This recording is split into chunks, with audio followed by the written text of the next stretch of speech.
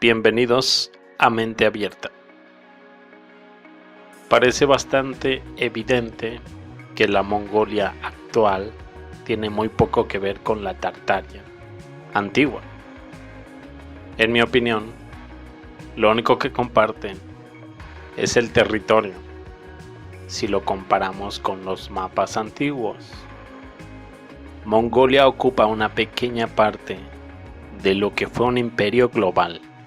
Bueno, puede que haya tal imperio, porque la historia, conforme a la narrativa, no dice tal cosa.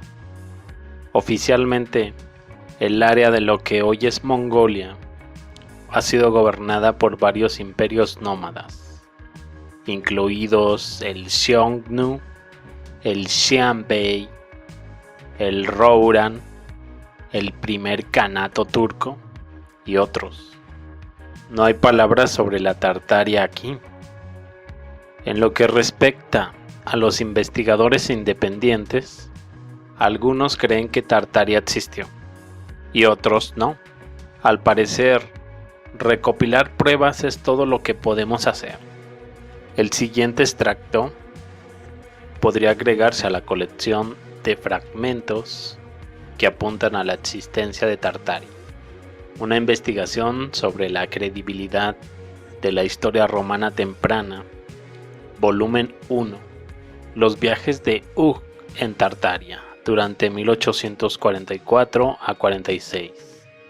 Ver por cierto a Evarist Regis Hug en Wikipedia. Tengan en cuenta que incluso en la década de 1840, los lugareños no tenían ni idea de las ruinas mencionadas. La información anterior, ciudades abandonadas de Tartaria entre comillas, no concuerda realmente con el estilo de vida nómada históricamente atribuido a este territorio.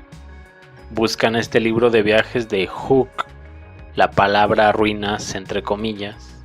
A menudo en estas partes de Tartaria se encuentra con los restos de grandes ciudades y las ruinas de fortalezas muy parecidas a las de la Edad Media en Europa. Y al remover la tierra en estos lugares, no es raro encontrar piezas como lanzas, flechas, porciones de implementos agrícolas y urnas llenas de dinero coreano.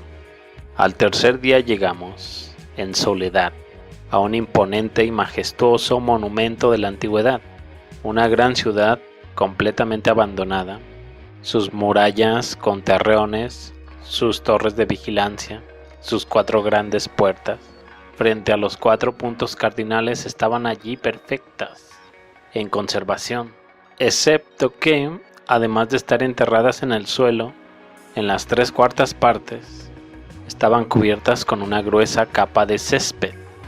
Llegados frente a la puerta sur, indicamos a Sandat Chiemba que procediera tranquilamente con los animales, mientras visitábamos el casco antiguo, como lo designan los tártaros. Nuestra impresión, cuando entramos en el vasto recinto, fue una mezcla de asombro y tristeza.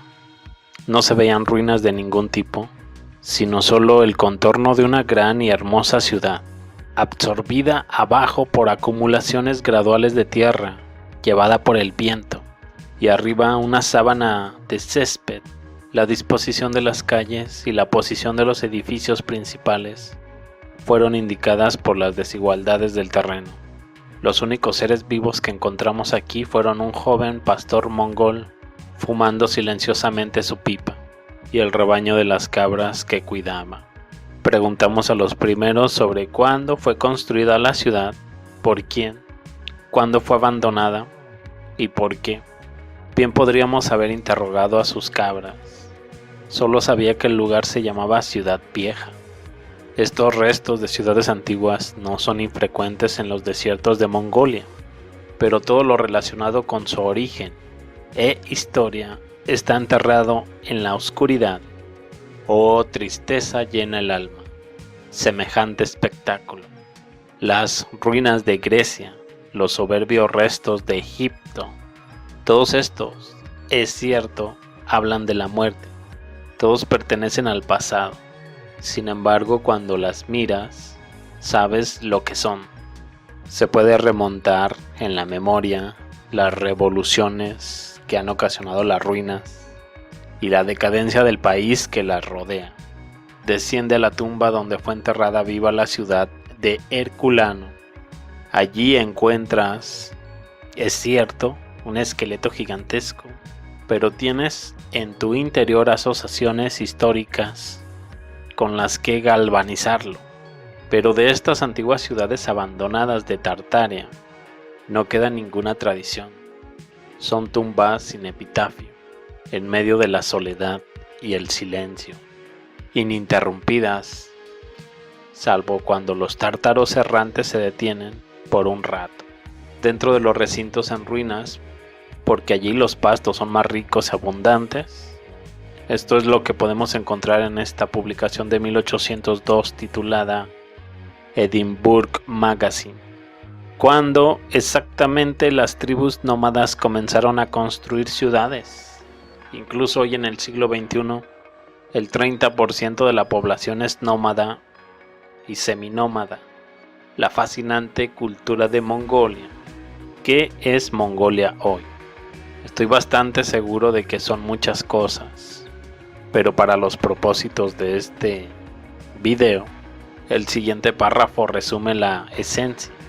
Con 1.564.116 kilómetros cuadrados, Mongolia es el 18º estado soberano más grande y menos poblado del mundo, con una población de más de 3,3 millones de personas. También es el país segundo sin litoral más grande del mundo, detrás de Kazajstán, y el país sin litoral más grande que no limita con un mar cerrado. El país tiene muy poca tierra cultivable, ya que gran parte de su área está cubierta por sus estepas herbáceas, con montañas al norte y al oeste, y el desierto de Gobi al sur. Ulan Bator, la capital y ciudad más grande, alberga aproximadamente al 45% de la población del país.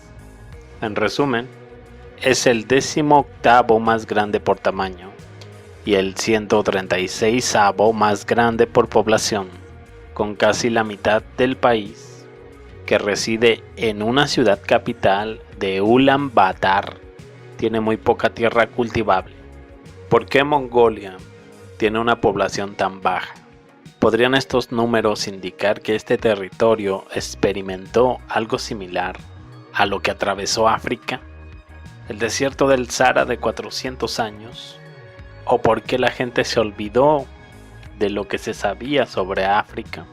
Ciudades africanas aniquiladas, población muerta, mentiras del asentamiento, Tingat y la estructura de Richat Atlantis, la misma zona que se muestra en el mapa de Fra Mauro con fecha de 1450, se parece a esto. Es difícil averiguar la ubicación exacta de la Mongolia contemporánea en este mapa, pero creo que estaba en las cercanías de Serica, puede estar un poco al norte de ella. La misma zona representada en el mapa de Urbano Monte de 1587 muestra lo siguiente. Hay toneladas de diferentes mapas antiguos de Asia que muestran ciudades y pueblos de la zona. Desafortunadamente, su existencia en los mapas no explica cuándo y quién los construyó. Confiar en los historiadores convencionales no es una opción. En cuanto a quién y cuándo, ruinas existentes. Han pasado cerca de 175 años desde que Varis Regis Huk viajó a la zona que antes ocupaba Tartaria. Quién sabe si las ruinas de las que él hablaba todavía existen hoy. Haciendo una búsqueda de ruinas de Mongolia, en su mayor parte nos encontramos con las llamadas ruinas de Karakorum. Se desconoce si estos realmente pertenecen al antiguo campo base entre comillas de Genghis Khan. En mi opinión, hay mucha evidencia de que los hombres de las ciudades se cambiaban de izquierda a derecha. Nuestro cuerpo científico dice que esto es Karakorum. Para ser honesto, ni siquiera sé qué fotografías de las ruinas de Karakorum colocar aquí, porque no estoy seguro de lo que estoy viendo allí. Sin embargo, este merece nuestra atención. Como muchas ciudades de Mongolia, Karakorum comenzó su vida como un campamento nómada, y una ciudad nómada deja pocas ruinas atrás. De hecho, de la ciudad vieja solo queda una tortuga de piedra. Mientras tanto, están desenterrando cosas como esta, y quieren convencernos de que encima de los pilares de piedra estaban destinados a soportar una estructura reconstruida, el Gran Salón de Karakorum, Mongolia entre paréntesis.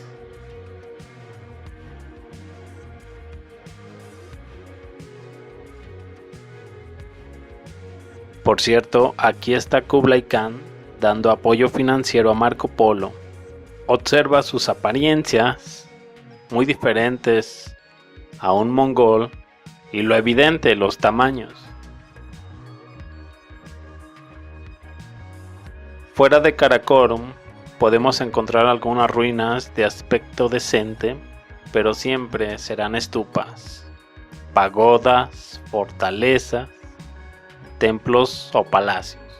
Nunca llamarán a esas fábricas centrales eléctricas o universidades. Mientras tanto, el 30% de los mongoles viven en yurtas. Por supuesto, debemos recordar que Tartaria, en toda su inmensidad, antes se conocía como Escitia, o eso dice el mapa antiguo, y a los escitas se les atribuye algunos logros maravillosos. La artesanía del oro escita, ¿de dónde viene, por cierto? Bueno, esta es la historia que tenemos en lo que respecta a la ciudad de Karakorum.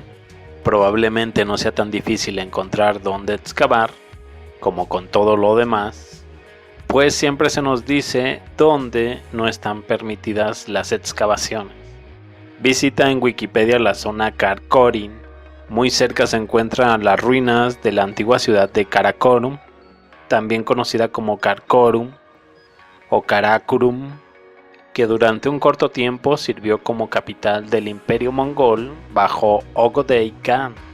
Karakorum se encuentra en el extremo inferior del valle superior del río Orkhon, que se incluye dentro del paisaje cultural del Valle de Orkhon, declarado Patrimonio de la Humanidad. La ubicación marca las estribaciones más orientales de las montañas Khangai, donde se encuentran con la estepa ondulada del centro de Mongolia. No excavar en el Valle de Orkhon, nos cuenta Wikipedia. ¿Dónde están los tartarios? Restos de ciudades grandes y ruinas de fortalezas muy parecidas a las de la Edad Media en Europa. Si tuviera que adivinar, 5 de esos podrían estar aquí, en las listas de los sitios de Patrimonio Mundial de Mongolia. ¿Qué personas son o fueron los mongoles de hoy entonces? Si los mongoles, entre comillas, modernos, se ven tan diferentes de los mongoles del pasado, ¿significa eso que los mongoles, entre comillas, modernos fueron simplemente introducidos en las tierras a las que residen actualmente?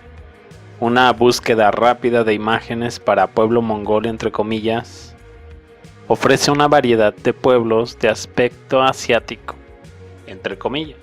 Algunos podrían confundirse fácilmente con japoneses y chinos, pero también muchos con los que yo diría que es la característica de cara ancha, entre comillas, de lo que considero mongoles modernos. Por cierto, en el mismo libro que mencioné, también se afirma que antiguamente el país fue ocupado por tribus coreanas, quienes, expulsadas de allí en el curso de varias guerras, se refugiaron en la península que aún poseen entre el Mar Amarillo y el Mar de Japón. A menudo en estas partes de Tartaria se encuentran con los restos de grandes ciudades y las ruinas de fortalezas muy parecidas a las de la Edad Media en Europa. Y al remover la tierra en estos lugares no es raro encontrar lanzas, flechas, porciones de implementos agrícolas y urnas llenas de dinero coreano. Desafortunadamente no sabemos que los coreanos de hoy son los mismos a los que se refiere Huk en su libro. Lo más probable es que Japón haya sido inhibido por el pueblo Ainu. Entonces, ¿quién sabe qué raza salió de Tartaria para irse a Corea? ¿Y qué pasó con ella? A juzgar por el destino de los Ainu, nada bueno podría pasar. No creo que esos fueran sus tradicionales mongoles o coreanos de hoy. Aquí tienes a Marco Polo, a la izquierda con Kublai Khan a la derecha. Podemos ver que Kublai Khan no tiene nada de asiático y es considerablemente más grande que Marco Polo. Aquí vemos la corte de Kublai Khan. No tiene nada de asiático y es considerablemente más grande que Marco Polo. Y no se parece en nada al típico mongol de hoy. Hay tanto que no sabemos. Por lo tanto, los mongoles modernos podrían bien ser descendientes reales o una parte de los descendientes de los primeros mongoles tartarios.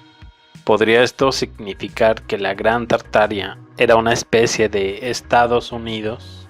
Eso significa un crisol de culturas, entre comillas, o civilización, que incorporó a muchos pueblos al estilo del Imperio Romano. Podría significar que la arquitectura europea, entre comillas, estaba más extendida de lo que se pensaba.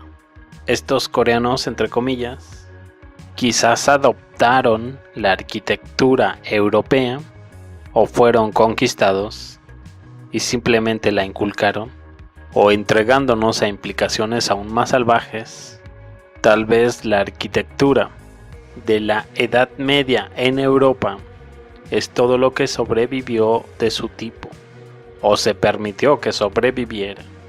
¿Podría el Imperio Tartario haber estado encabezado por gigantes conquistadores de aspecto europeo, entre comillas? En ese sentido, los pueblos conquistados serían luego incorporados, pero generalmente mantenidos en un estatus más bajo. Sería apropiado entonces que cualquier pintura representara a los líderes negociando en lugar de a la clase esclava servil.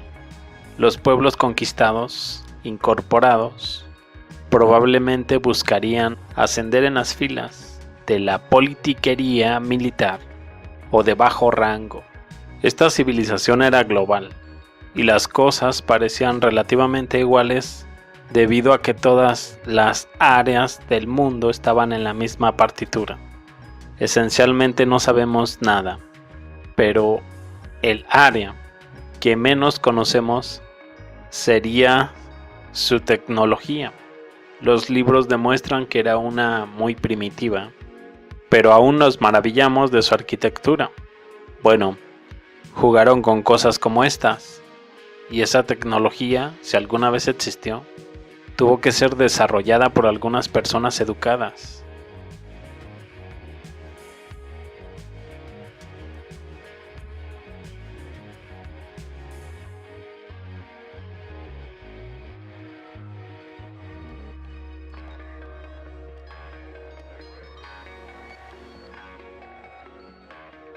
Sobre las estatuas de tortugas, que por cierto no parecen tanto ser tortugas, tienen pies, dientes, nariz de gato y lo que parecen bigotes. Me pregunto por qué se elegiría a la tortuga para ser representada. ¿No es exactamente una criatura poderosa? Tal vez relacionada con toda la tierra que está en el lomo de una tortuga. Al comparar la relación de las estatuas de tortugas con la imagen de Kublai Khan con Marco Polo, supongo que hay un océano presente en la pintura. Quizás hubo un cambio en las masas de la tierra y aguas cercanas. Ahora bien, la tortuga era realmente importante para la geomancia. La geomancia fue practicada por los chinos. El yin y el yang están relacionados con llanuras, montañas, lo femenino y masculino, y maná, bril, por lo que podría haber una conexión con los tartarios, ya que los chinos copiaron muchas cosas de ellos. La misma estatua hace que me cueste imaginarme a uno de estos tipos nómadas del siglo XIII puliendo esta tortuga, Me pregunto qué tipo de piedra es esta, que no es tan pequeña que digamos. Fueron los tartarios una civilización avanzada, con una arquitectura gloriosa, un lenguaje complejo basado en la precisión, una artesanía sofisticada, o eran pastores de cabras nómadas, jinetes que caminaban por las praderas y ladrones desvergonzados. Quizás la respuesta es que eran ambos, si usamos algunos ejemplos. En otros lugares, por ejemplo los Estados Unidos, tendríamos historias de arquitectura imposible, una clase de intelectualidad, obras de arte fabulosas, diversidad de nacionalidades e idiomas, y no seríamos capaces de reconciliarlo con los bosques, la cultura primitiva sobreviviente. Tartaria era un vasto territorio. Es muy probable que tuvieran sus propias versiones y todo lo que nos queda son restos. Tenemos registros del rico reino de Tartaria, al mismo tiempo que otros escritores han descrito una Tartaria muy diferente. Marco Polo visitó y escribió sobre Tartaria, y otros contemporáneos visitaron y escribieron sobre esa parte de la Tartaria. Unos hablaron de la riqueza, la arquitectura, otros hablaron del nomadismo, del salvajismo. Todos fueron correctos y precisos en sus evaluaciones de Tartaria, pero de diferentes áreas de la región. Por lo tanto, nadie pensaría en saquear o bombardear el área más pobre. Si eres un país extranjero que busca acabar con su rival, solo necesitas cortar la cabeza de la serpiente. El resto de la serpiente se agitará sin poder hacer nada. Eso puede ser lo mismo que estamos viendo con Tartaria. La magnífica civilización antes conocida como Escitia fue conquistada y o destruida a través de un cataclismo, dejando solo tribus nómadas que nunca tuvieron un conocimiento de su ciudad capital. Todo es especulación, por supuesto, pero no conozco otra forma de reconciliar los relatos enormemente diferentes escritos sobre Tartaria. Pues bien, eso es todo. Yo me despido, pero los veo más adelante con más información. Espero puedas ayudarme compartiendo el video, comentándolo y dejándome un like. Hasta luego.